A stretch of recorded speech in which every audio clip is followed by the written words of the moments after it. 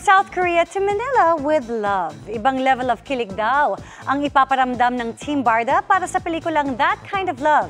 Sa premiere night, nag-share din sina Barbie at David ng kanilang memories while shooting sa South Korea.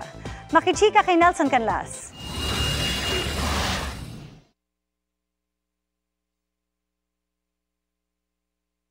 From Maria Clara at Ibarra bilang Fidel at Clay, to maging sino ka man, muling maglalayag ang Barda fans sa first movie ng kilig duo ni Barbie Forteza at David Licauco sa That Kind of Love. Sa premiere night ng pelikula, pinakilig ng dalawa ang mga fans mula pa lang sa kanilang paglalakad sa mall para mag-invite ng mga manonood. Ibang level daw ang pagpapakilig nila dito bilang sina Mila at Adam, na kahit hindi magkasundo ay paglalapitin pa rin ang mga puso. We're both fans of romance films.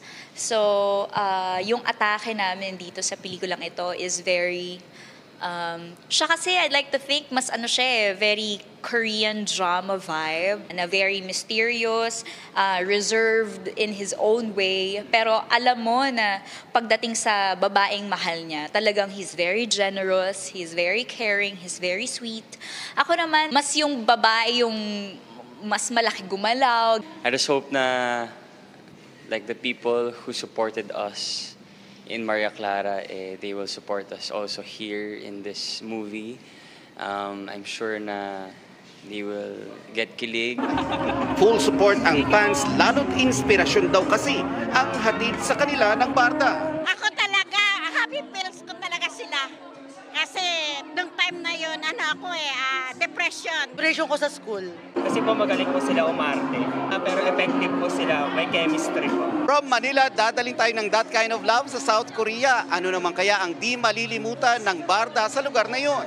Food trip, romantic places at happy memories daw yan. Ang pinaka-nagustuhan kong street food doon, yung tanghulu, yung fruits covered in sugar. Ay, ang sarap nun. It was when we ate in a Sangyup restaurant. Nakita ko na super gusto ni Barbie yung Korean food. Nakita ko na kapag kumakain siya, talagang focus siya eh.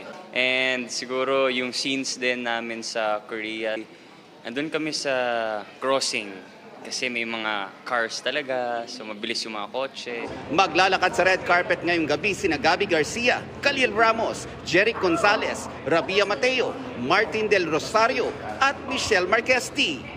Nelson Canlas, updated sa Showbiz Happenings.